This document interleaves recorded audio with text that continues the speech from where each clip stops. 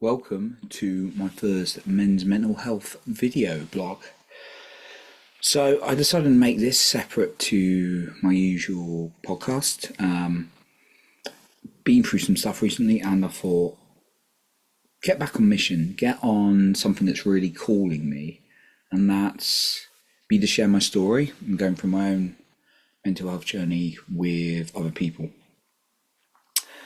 It's going to be a little bit different. I've not scripted this. A little bit different from my podcast. If you're not familiar with my podcast, I'll introduce me as well. So my podcast is a self-esteem and confidence mindset. It's a top. I'm fortunate to be a top 1% podcast with over 3.3 million downloads, and it's done very well. And I get to interview some of the best experts in the world on my podcast. So yeah, it's something I've done for a few years, and I have a certain structure on it. And a way, a format whilst flowing. Whilst this is going to be me just really opening my thoughts, and it also allows me. It's going to be a bit more raw and real. Whilst the podcast is real, of course. Like I'll share things that I've overcome and experiences, how I've built my confidence, my self-esteem in certain areas. But this is very much what's live for me right now, and it's almost a sort of therapy, a journal of what's going on for me. And I'm going to have some maybe challenging times, going to have some positive times. I just want to be very real because I personally feel we live in a world that's quite fake. Not everyone. I know a lot of very real people, very good, but the way social media, for example, and I've certainly been guilty of it, it's set up is for us to make our lives look a lot better than it is, and what goes on behind the scenes. So that's really what I want to do with this, whilst processing a lot that I'm going through. So yeah, like I said, it's not going to have a format.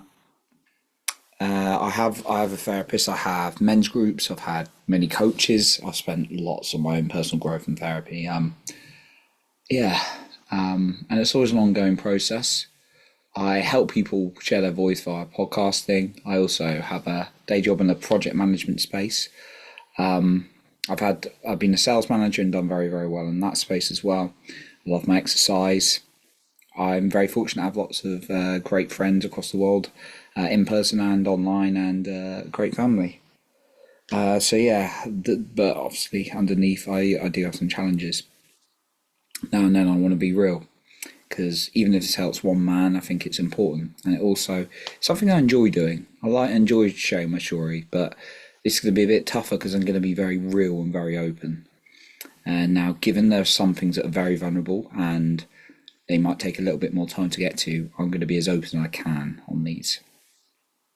So right now, I'm in a very interesting sort of swing of moods. I'm sort of quite neutral as I'm recording this. Earlier, I was in intense anger, then I was sad. I was in bliss about 30 minutes ago. As I was on my run and listening to some binaural beats. And anything in between, really. I'd probably say I'm in a place right now, just kind of share a bit what's going on, where I've had a challenging circumstance last weekend, and it's not so much the circumstance, and I'll go into it in a moment, but it's more what it's kind of, and no blame to anyone, like, at all. And it's like opened up my wounds, and that's for me to dive deeper in and address some things that perhaps I haven't had the chance to look at. And I'm doing it also having given up alcohol for over a month, and reducing my social media addictions as well, and checking things, scrolling, all those kind of things. So having a big setback in those things and still going is very, very tough, and the emotions definitely go all over the place. And I've got a process in place that I'll tell you about as well. One thing I didn't touch on, I've got a pretty good life. Like, I do very well in career, on the outside, and connect with people pretty well. I'd like to think I'm a pretty decent podcaster, how I've done. My public speaking's improved over the years. I still want to build it, definitely.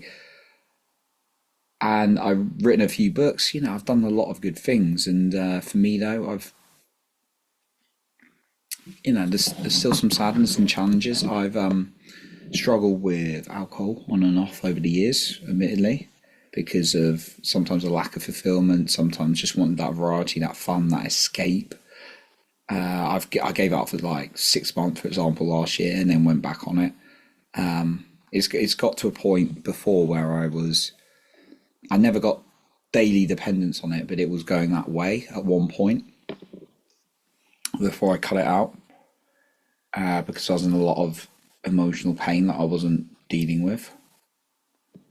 But now sitting with it is very, very tough, but the right thing to do.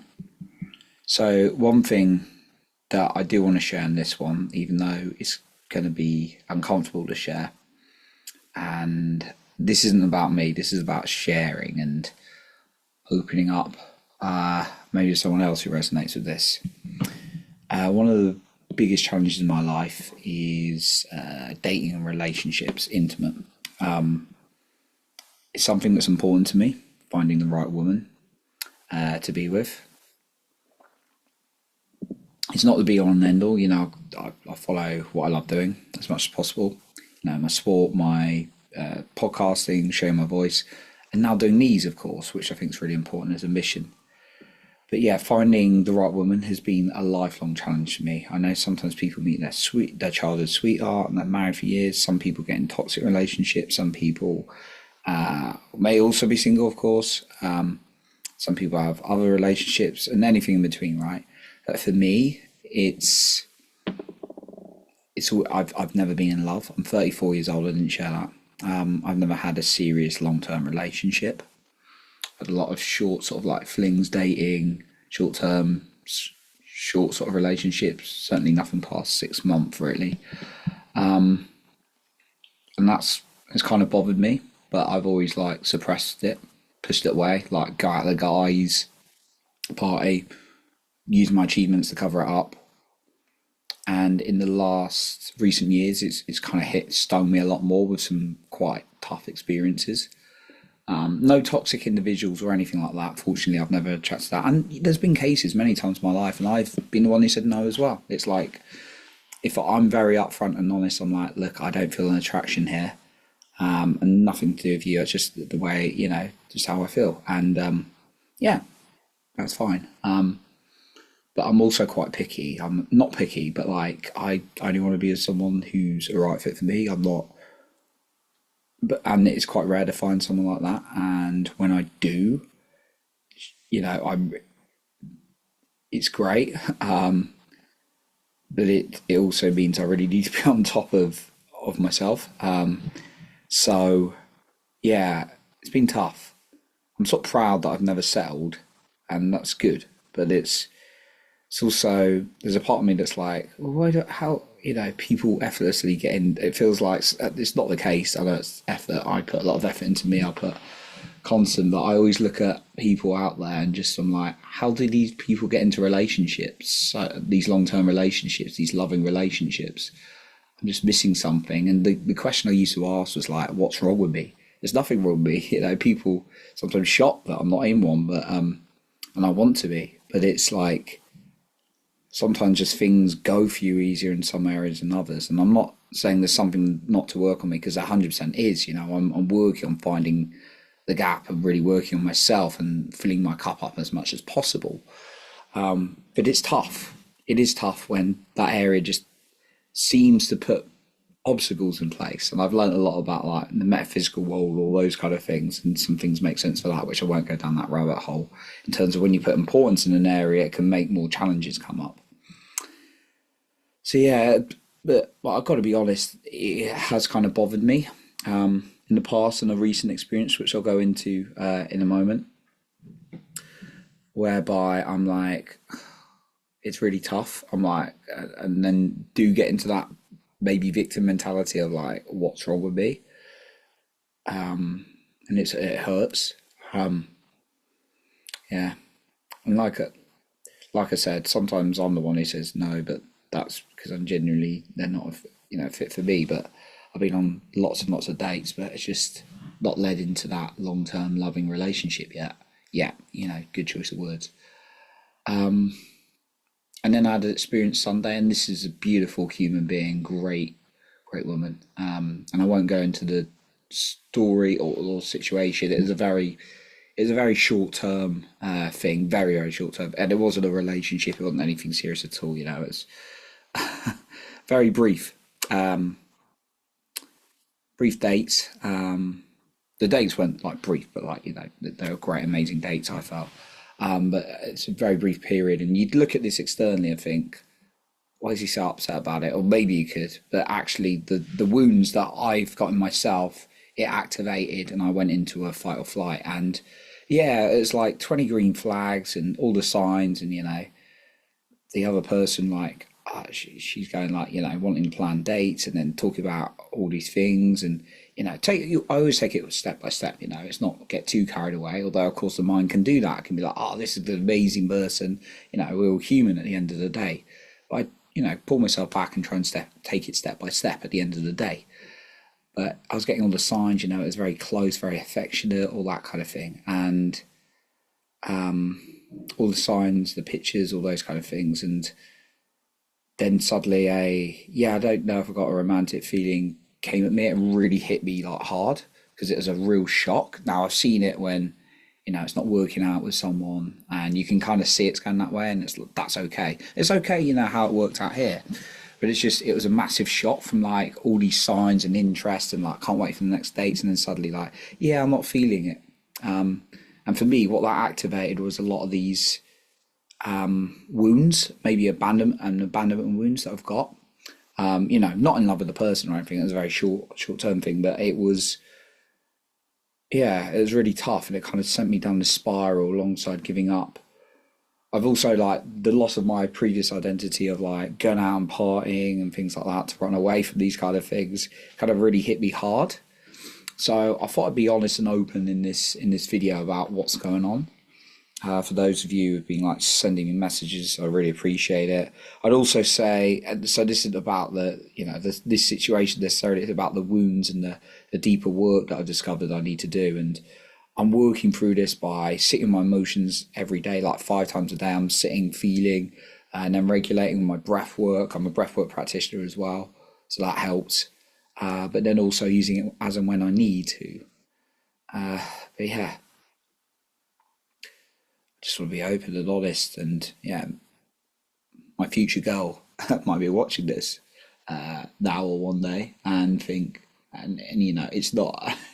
There's a part of me that posting this and say, oh, don't post this, but it's like, no, another man or human being need to hear this, and this is just me being honest and open. And I don't think there's enough in the world. There's probably people out there feeling this too. Yeah, just the fact that I sometimes feel a bit alone in this situation, and not being able to connect with that person truly and deeply into a long-term loving relationship, whoever it will be.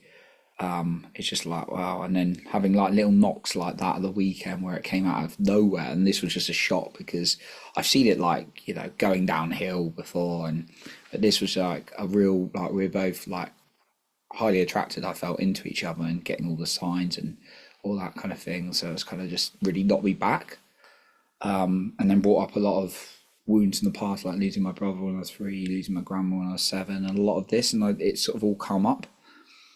And that's okay, you need to feel it. But earlier I was going for a walk and I was like feeling in a state of bliss of like I was embodying love. Now if I could live that 24/7, that'd be beautiful and my life would be completely transformational. But I got into that state. That's not going to happen because I'm a human. We go through emotions. We have a level of consciousness we're going to fall to. Whether that's like I doubt many of us get to enlightenment, but those levels of joy and love, or those levels of like shame and guilt, anxiety. But yeah, to feel them that the level of love, just love for life, would be ideal, but that's not going to happen. So allowing myself to feel is really helping. Having a system and process, and then also accountability to cut things out that aren't serving me. Things like social media scrolling or checking that I've completely cut out, which is great. And got accountability partner, cutting out alcohol, accountability partner. If I do any of these things, I've got to pay him 100 quid. I haven't pay him anything. That's really, really helped me. Yeah. and taking things away, those dopamine hits can really hurt as well. So yeah, I just thought I'd share a little bit of where I am. You may be someone who's supporting me and like one of my friends and just wondering a bit more what's going on, or you might be someone new to this and this could help you as well. I don't know how regularly I'm going to make these men's mental health video blogs. I aim to do them when I'm feeling good as well. I'll probably refrain when I'm in like an intense state of anger, if I'm honest, because that probably wouldn't serve the world or me. So yeah, I'm not sure I'm often going to do them, but yeah, I was keen to make this first one and just be open and honest. And yeah, it can be tough if you don't meet someone, but that's the journey so far.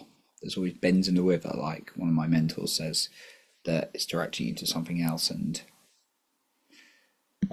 yeah, it really gives me an opportunity to embed and become more of the man I'm meant to be right now. And I'm felt cool to make this video, so that's what I'm doing. I may look a bit more cool and composed than I actually am right now. I don't know how you're perceiving me. It's totally up to you. I can't control how anyone perceives me. But in an hour, I could be really anxious. I could be really down. I could be really angry. Or I could be really joyful. I don't know. But at the moment, allowing myself to process emotions is really been a blessing to me. So yeah, thank you for listening. I'm going to stop there.